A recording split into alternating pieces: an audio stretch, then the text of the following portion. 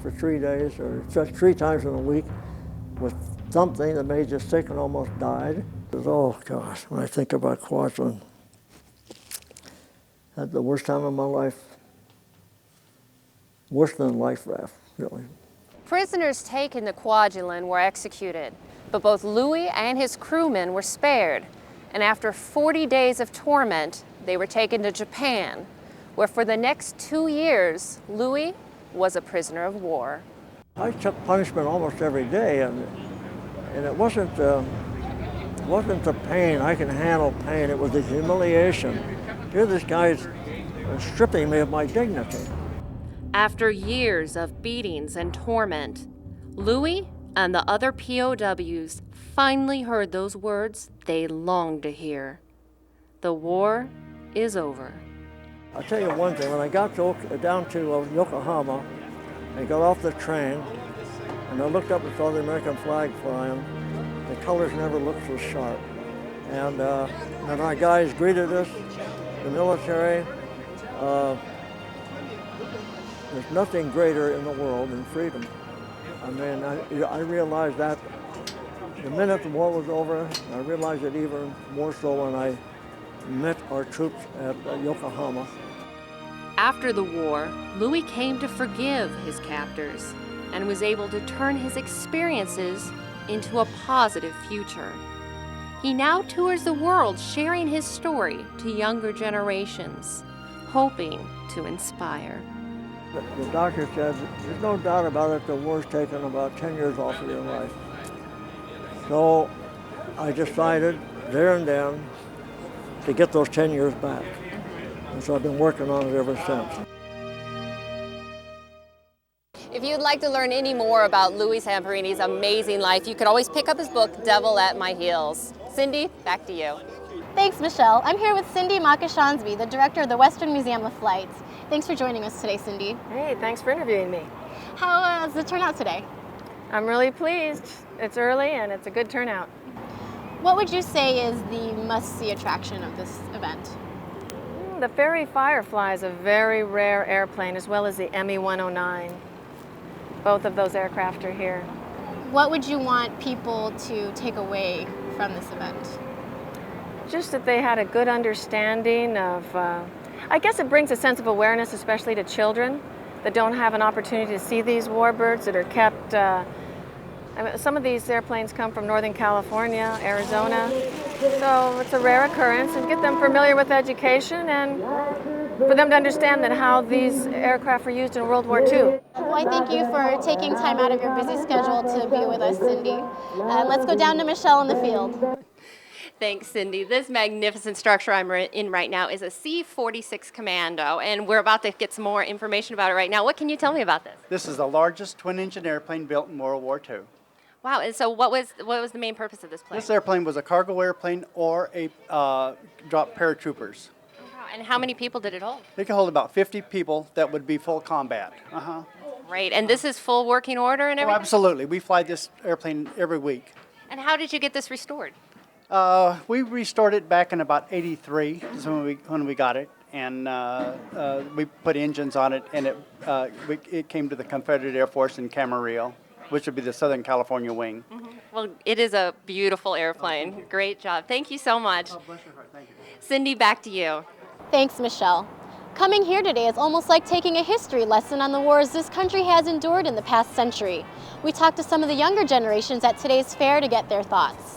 Kids got the ultimate history lesson today on all things aviation. Today the coolest thing was the helicopter, because it's really cool how the helicopter was like a backup to get the injured soldiers and bring them back to the headquarters. For many kids, this was their first chance to get inside an airplane. I've never been in here before, in a plane, so I get to see what it looks like. Many parents view the airfare as a fun way to teach their children about current events. Trying to teach them about the military, the situation that we're in now. So this helps a lot. It's good to teach the kids. Every time you go, they learn a little bit more, and it's fascinating. Parents also saw the event as an opportunity for quality family time. We do it every year, so I come down, walk around, take pictures, see old friends down here, and just basically have a family day. Just seeing the families coming out, the young kids and the dads who are my age, that we weren't involved in World War II, that I guess their dads, when they came to the air show, explained to them this plane when I was in the Army or when I was in the air. It's just to listen to the generations of stories. It was easy for the children to pick out their favorite thing at the show. I see the airplane. The coolest thing I seen was the cars over here, and I want to look more at the jets and stuff. When I got on the airplane, because I never seen the inside of an airplane, and I was hoping I could see it when I came here, and I had a really fun time. Some kids are even contemplating future career goals. Do you think you could fly this thing? I don't know. The fair has such historic value and family time opportunities that parents and children hope it will be back again next year.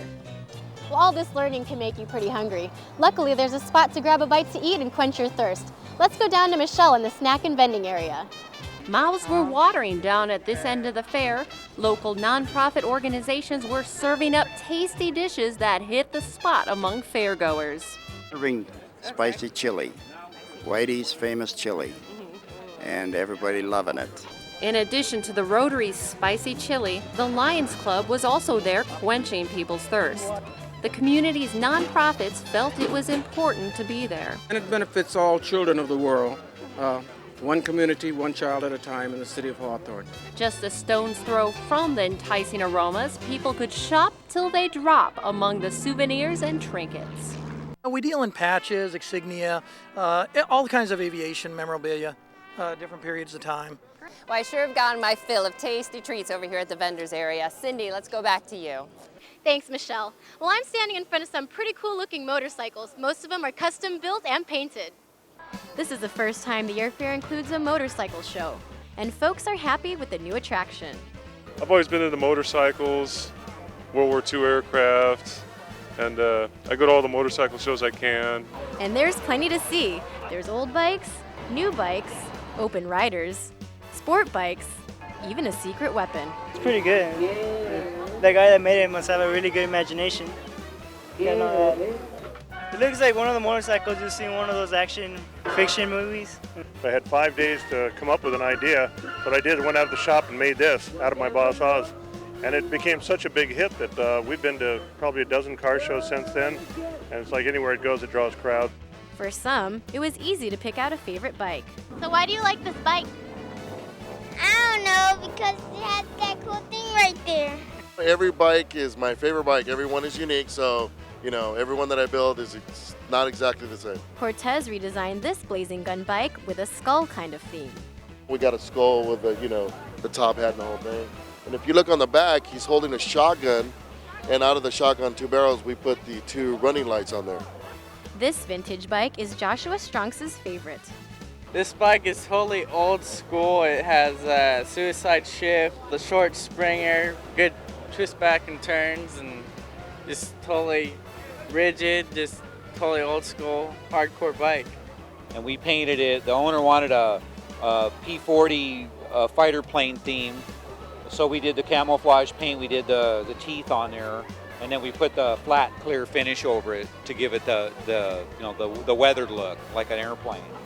Paint job's pretty cool. It goes with the bike theme of this event, and it's nice. Some admirers could look at these bikes all day. Okay, come on. Let's get up. Let's check in with Michelle now and see what other fun things she's found. Thanks, Cindy. We're over here on the other side of the field with Sky Raider Bob. Hi, Sky Raider Bob. How did you get that name? You know, I'm not sure, but to my grandkids, I'm Bubba, and because there's so many Bobs around, and I'm the only Bob with a Sky Raider like this, so now I became Sky Raider Bob, and so how everybody knows me in the Warbird community is Sky Raider Bob. So now, is this a plane that you flew back in the war? Yeah, yes. Actually, I checked out in this airplane in 1958 in San Diego while I was waiting Crusader training, and then I only flew it for a month. And when I retired from American Airlines, I decided I'd like to have a Warbird, so I decided that I'd look for one of these and found this one at the Santa Monica Museum. Great. Well, it's a beautiful plane. It's absolutely gorgeous plane. Yes. Well, Yep. thank you so much. Thank you. Thank you. Thanks, and back to you, Cindy. I'm here with Donovan Fell of Moto Arts. How are you? I'm doing fine, Cindy. How are you? I'm good. Tell me a little bit about your company. Well, Moto Art started about 4 years ago. Dave Hall and myself are the owners of the company, and we make furniture and art pieces out of vintage aircraft.